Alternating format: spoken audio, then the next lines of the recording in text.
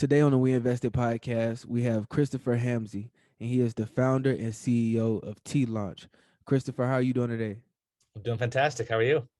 I'm doing pretty good. I can't complain. So let's just kind of jump right into it. We were talking a little bit earlier about where you were calling from, and you let me know that you were calling from South Dakota, right? Yep. Okay, so is that where you were kind of born and raised? Is that where you grew up? Yep. Exactly. Yep. Nice, nice. So how was your how would you describe your upbringing in South Dakota? So my dad was he owned restaurants since I was born. So it was a very unconventional childhood. I spent most of my time in a restaurant. For sure, for sure. So let's just get into it, man. What is T Launch? So we're a print-on-demand app. So basically, we help e-commerce store owners, which in Shopify and Etsy, create products to put in their store, and they don't have to make anything ahead of time. So basically, you can make, 1,000 different shirts and mugs and hats and all this stuff. And when somebody buys it, it goes to our system. We print it, ship it, saying the tracking number. So it really allows people to kind of start a store with zero money down. That's awesome. So how would you define print on demand? Yeah, so it's basically the idea that you don't have to have anything pre-manufactured. So basically nothing, you don't have shirts sitting on a shelf. You just have a library of designs that can be printed on and anything when the customer places the order, versus in the previous kind of manufacturing paradigm, you have to kind of guess what the customer wants in terms of design, colors, size, order it, put it on a shelf, hope someone buys it. Right, exactly. So it's like with T Launch, you don't have to have your house like full of inventory, like boxes everywhere and t-shirts everywhere, right? Exactly. We eliminate the need for that. For sure, for sure. So how did you get started in this space? Yeah, so I just graduated from law school and I was not satisfied with my career choices. So I want to do a side hustle. So I went and we were very excited about this technology. It's called DTG. It's a big inkjet printer that prints on shirts instead of paper. And we went down and bought a used machine for $250,000 and thought, well, we'll just print shirts for local people. We had some different music artists or churches or whatever. And it was really didn't think nothing in our plan was e-commerce focused. And then 3 years in, now we're about $750,000 in debt. Can't save a shirt to sell a shirt to save our life. And we've stumbled upon these Facebook groups talking about kind of the Teespring business model. Remember Teespring? Like they started this whole thing. It's basically Teespring and Facebook ads. People figured out they could sell, I love my grandma, I love my dog, like whatever. Very niche focus based on something that you told people on Facebook you liked. And we started, this would have been 6 years ago, made an app and opened it up and went from that year to that point. We maybe did $100,000 in sales. And by the end of the year with the app, we did 3.5 million. 3.5 million. Yeah. So how do you think, getting that app kind of helped to improve or impact your business? Yeah. So basically people didn't at the first way we tried to sell shirts, no one cared. It's basically like, hey, if I'm going to order 25 shirts, I can get them screen printed. I can do a lot of different things to get that cheaper, faster, whatever. But when you're doing the one-offs, basically one shirt to one person, that is where the technology of DTG really shines. So really all it really did is it got us in front of the right people and the right, I guess, purpose, versus when you're trying to print in bulk, DTG really kind of falls flat. So really just kind of put us in front of just a lot of guys who needed what we were doing. For sure, for sure. And so, you mentioned that you guys were kind of what you say you guys were $750,000 in debt. Yeah. That's not a small number. So, I'm sure it's a little easier to talk about now, but when that first happened or when you realize like, oh man, the company's upside down at this point, what emotions or feelings were you going through at that time? Yeah, it was heart wrenching because my father went bankrupt 20 years before, and I saw how it just ruined his life. I mean, you can't get a house, you can't get a car, you can't do anything. So my only goal in life was not to have to go bankrupt. So at that point, we're still servicing the debt, but another 6-8 months, we would have been couldn't have paid the minimum. So yeah, we definitely would have been bankrupt if we didn't make the app. For sure. So like how did you because a lot of people will hear that number and just automatically think, man, I gotta give up. It's over with. But how did you, I guess, how did you guys or how did your team kind of climb out of that hole? Like what mindset did you have in order to like overcome that debt? Yeah, well, it wasn't an option in my mind going bankrupt because I couldn't. I knew. First of all, there's some ramifications if you're an attorney and you go bankrupt. So I was at this point, I'm licensed. I practiced a little, so it wasn't really an option. And so we just figured out what, and we tried hundreds of ideas before that all flopped. I mean, we tried, we had some local rap artists and we wanted to do merch for them, and so we sponsored a little tour and that went horribly. We tried to get into kind of collegiate licensing and that went horribly. We tried to do fulfillment for some big companies, but these big companies want to pay peanuts. So even though we're busy, we're making nothing. And so it really was right place, right time, and then obviously the guts to go for it. Because at that point, we had no money. We basically put the app on 4 different credit cards, and that was it. Like that was the extent of the cash we had access to. So if it didn't work, yeah, it would have been done, and then would have been not only because before, like obviously, if you have a business debt and you don't pay it, you're gonna have to go bankrupt. But then you've always it was embarrassing. I mean, the thing about too, like I mean, just the idea of, and maybe I mean, I think back in the day when I had my dad, it was a bit worse, stigma wise, but I couldn't do it. There's no way I would have given in. So For sure, for sure. And it's crazy because you just said you guys had you were uh working with a local artist, like a local rapper. I had no idea there were rappers in South Dakota, so that's super cool. they're all from California and they ended up here somehow. So yeah. Okay, that makes sense. That makes sense. Yeah, so for someone that never heard about, or never studied or learned anything about e-commerce business, would you say it's difficult to start an e-commerce business?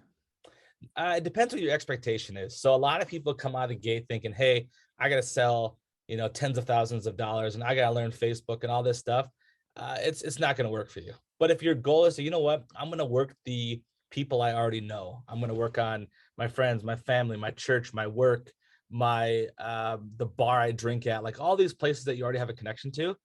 You're going to be successful, because I think people really underestimate the amount of kind of commerce that's around you, because our most successful customers by far are the ones who kind of tap into those markets. They'll say, hey, my kid's part of a basketball team, and every year they order t-shirts, and all I got to do is say, hey, order from my store versus Custom Ink, or if I'm going into a bar that I drink at every night, say, hey, did you ever think of doing this, this, and this? And then if you start with that mentality and build it from A, you don't spend any money in ads to start, and B, you kind of test out your ideas with people that like you, and when I give you honest feedback, you're gonna be. And then it's all about, like, if you said to, hey, how do I make $10,000 a month profit? I'd say I have no idea. But if you say, hey, I want to make $300, I could definitely help you figure out how to make $300. So it's really just about what your expectation is and what you're trying to get out of it.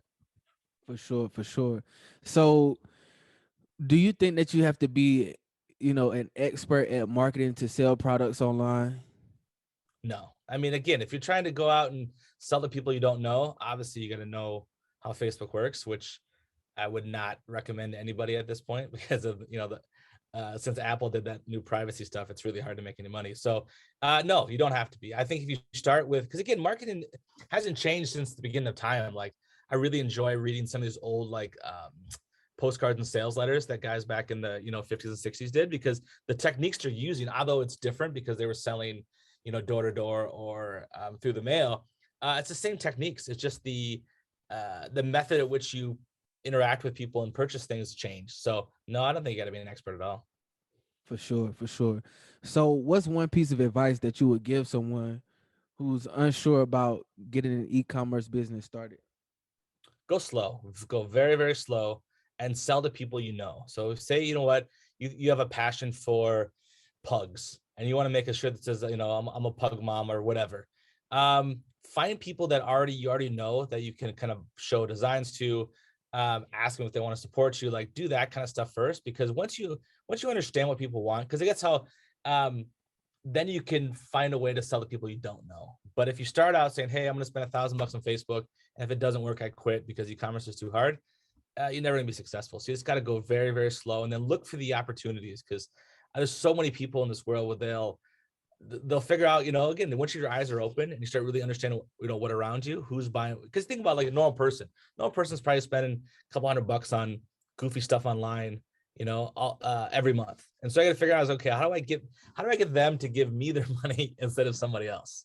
And just got to figure out what designs, what products, what story, what resonates with those people. And then it just gets easier and easier as you learn that stuff. But if you start small and with people then it's not costing you anything. So maybe you don't make any money for 6 months, but you're not losing money either. Right, right.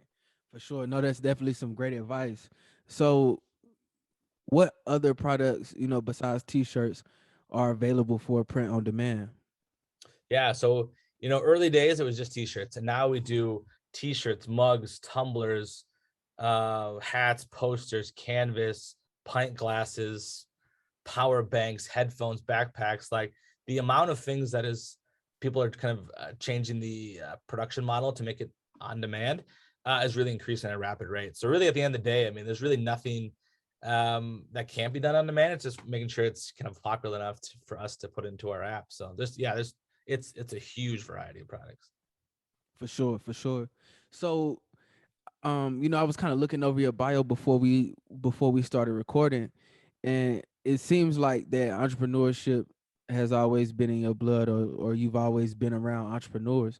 So can you talk about, some of the early days when you were maybe around your father in his restaurants or working in pizza shops, or different things that you did to kind of get started or to spark that entrepreneurship bug in you? Yeah. So my dad he's an immigrant from Lebanon. So he came here when he was 19.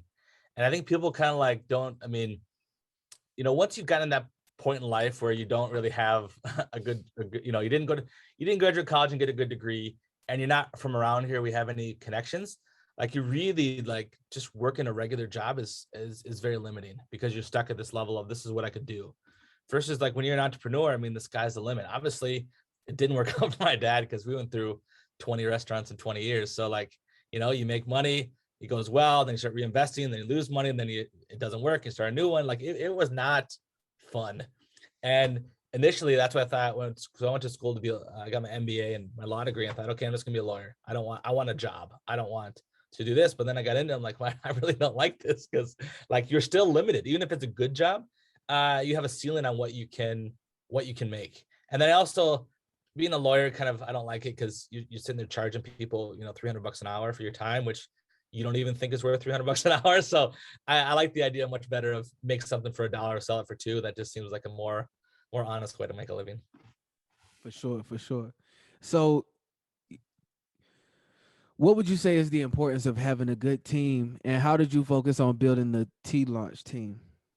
Yeah, it's really, really crucial. For us, it's been difficult. We have about 5 people that have been with us from the beginning, and they're fantastic, and I love them. But yeah, trying to grow a team further than that is getting difficult. Finding obviously the competition for talent is pretty tight right now. So there's a lot of good companies paying a lot of good money to find people. So yeah, it's kind of, for us, what we've been doing is we've been looking in unique places for people. So instead of finding the guy that has the perfect pedigree, all the right degrees, like we're finding, regular people who didn't go to college, but, have shown that their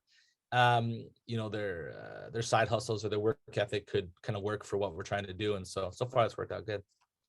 For sure, for sure. So you've been in, this industry for the last 6 years. What are some business lessons or mistakes that have really stood out to you, that you learned from, that you would like to pass down to the next person, that maybe help them avoid that same lesson or pothole? I mean, don't be afraid to spend money. So in the early days, my almost going broke really made me be cautious. But in that cautiousness, I really lost a lot of momentum. So we have about 13 competitors. Most of them got between 10 and $240 million in funding. So like they, decided that they would rather, have these, VCs and private equity guys involved, and they can move faster. Looking back, I probably should have done that, because we had a really good position when we first started, and slowly over time we've been kind of getting lapped by our competitors, because they have just, I mean, piles of money to hire, thousands of people. So, one of the things was like, don't let fear control your decisions, because I definitely think I should have went a little bit more aggressive in the early days, but also know when know when to throw in the towel. Like, people always say, oh, it's, we should just never give up, and I'm like, well, I would have given up if that didn't work. You know, that one when the app launched, and it would have been smart to give up, because at a certain level, like, you keep throwing money down something that's not gonna work. Like, you don't want to just keep digging a bigger hole. So you just have to really, like, where do you feel like, again, at that point, I was so sure of the app, like I would have bet every dollar I had. So it's one of those like moments where there's complete clarity. But if you have, your questions, you don't think the market's there, you don't feel comfortable about where you're going, don't keep throwing money at it. Don't be afraid to pivot. Like, obviously with TeeLaunch, what is today was nothing like we started. We started doing basically local orders, which flopped. Then we tried the whole rap artist thing, that flopped. The school thing, that flopped. And then, kind of fulfillment for big companies, that flopped. I mean, we pivoted.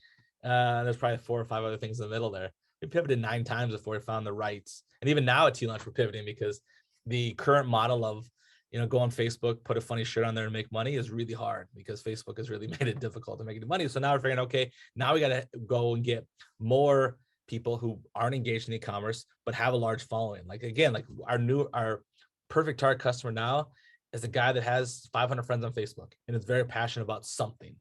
They can make money selling stuff, So instead of going after these internet marketers, because they're not, that way of selling isn't working anymore. So Yeah, man, it's like the game is always evolving and changing, so you have to stay on top of yeah. the market swings, I guess you would call it. So what would you say is one of your favorite things about being an entrepreneur? It's one of those things where, although I'm working all the time, I could do what I want when I want, So like, if you're in a regular job, like I've had one real job in my life. So for 2 years, I was a digital strategist at a company here in Sioux Falls, and I enjoyed it, but like it's still, you're punching a clock, versus like if I want to, like I was in Vegas last weekend and I just left, because again, I don't have to tell anybody, I don't have to ask anybody. So it's one of those things where, like, it's a really freeing feeling when you don't have really any constraints on your time. Yeah, it's really fun. So I can never go back to punching a clock. For sure, for sure. So what would you say is the single most important reason for your success? I mean, not giving up. I mean, that's one of those things where, like, everybody said give up. Like, I don't know how many people are like, you know what, cut your losses, move on.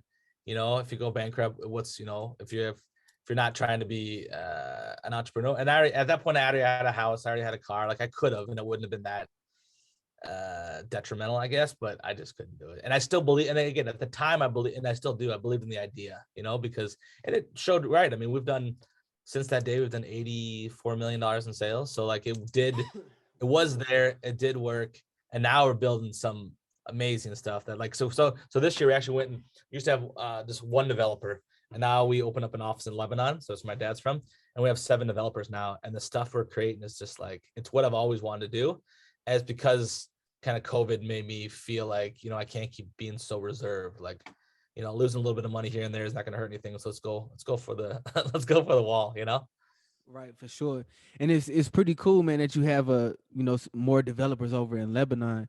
So how is it kind of managing things in 2 different countries, 2 different sides of the world? It's tough. So their day starts at 11 p.m. my time. So like, I'm really like, I'll sleep 3-4 hours a night, because you have to talk to both crews. And obviously it's nice because now we're getting 24 hours a day of work. And so, I go to sleep and I wake up and something's done. So it's really been intriguing. I thought it'd be more difficult, but luckily I have family there. So I have my cousins, kind of watching the office and help me hire people. And the people there are amazing. Like, they're so hungry to show kind of the world what they're capable of, because a lot of the times, people maybe discount those parts of the world, but they're amazing developers, amazing people. And yeah, I'm tickled pink that we did it, because this is only 6 months ago, and now I'll probably have 20 developers by the end of the year. Man, that's amazing. So what would you credit like, you scaled up extremely fast, it seems like, in 6 years you've had some remarkable numbers. So how did you kind of strategize to get to that place? Like, how was it scaling this business up? I mean, I'll be very honest. It was all right place, right time. Like, we really got lucky, because all of our marketing to this point is word of mouth. We just did a good job, and people, told their friends. And, we used the app store in Shopify.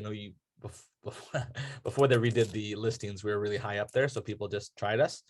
And now, it's yeah, we just got, because again, like if someone tried to do the same thing today, they'd fall flat in their face, because at the time we got into Shopify and we were number 3, basically only 2 competitors that did the same thing as us. And so we just got a lot of eyeballs in the early days. But yeah, but we did we kept going, because again, there were a lot of times where we should have went out of business again, because when you have these competitors coming at you that don't need to make money, it's a really hard thing to compete against, because they're offering prices on products where they lose money, but they don't care because they have this big pot of money they can pull from, and they're just trying to essentially, wait you out, because they know you don't have money, but we just kept, zigging and zagging and making new products and making new features. And, I talked to 20, 30 customers a week, just personally trying to get people to use the platform. And it just worked.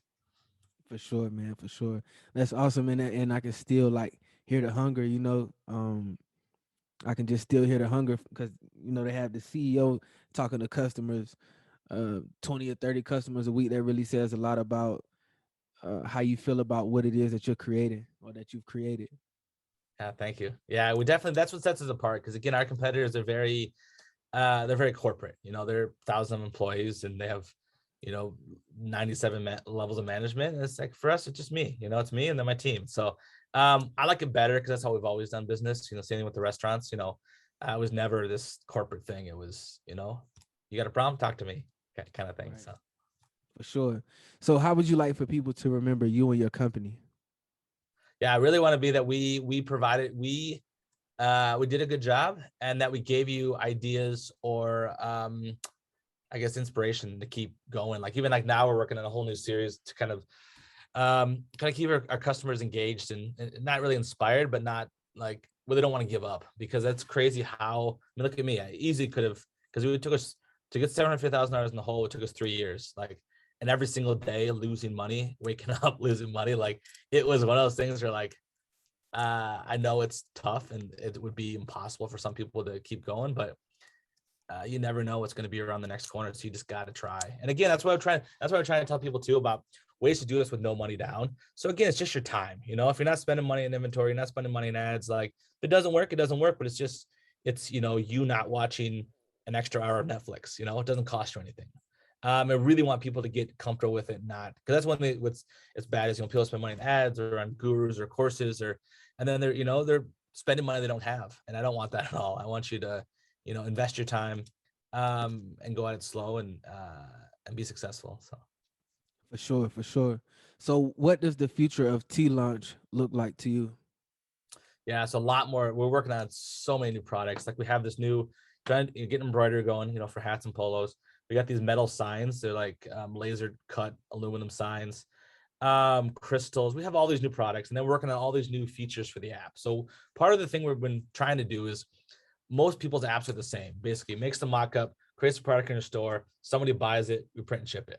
We're trying to create these other things that will allow you to be more successful and use it easier. So for example, we have a Canva-like solution. So basically helping people to make designs in our app really easily.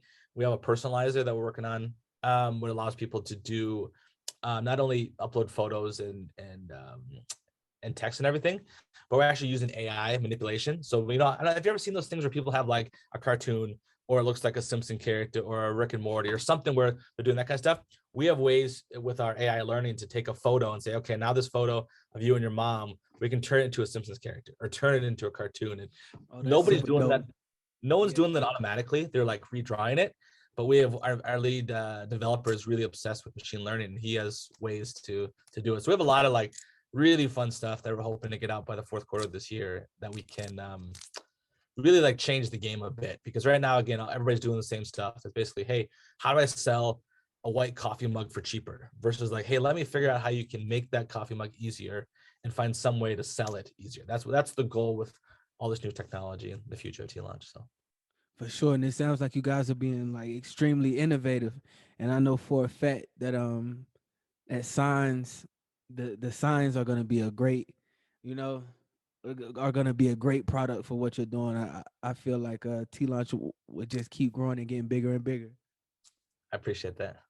For sure, for sure. So hey man, Christopher, I thank you for your time today. But at the end of every podcast, we like to play a rapid fire question game where I ask you 3 questions. So if you're willing to play, I'll go ahead and ask them. All right. Question number one: where's your favorite place to travel? Las Vegas. Las Vegas. Why? So I can't take a vacation without calling it business. So there's just so many conferences there that you can. So I was there last week ago, and it's like, yeah, I'm going to a conference, but I just I had more fun than work. So, but I like it there. For sure, for sure. And man, I think it's important too to hit those conferences and network and meet new people. So I think that's really a great move. Question number two: what song explains your life the most? What song? Man. I have no idea. For sure, no problem. Look, final question: what's an amazing thing that you did that no one was around to see? I have no idea. I'm sorry. Nah, it's all good, brother. Hey, Christopher, thank you so much for your time today, man. I really learned a lot and I enjoyed talking to you. Yeah, me too. Thanks.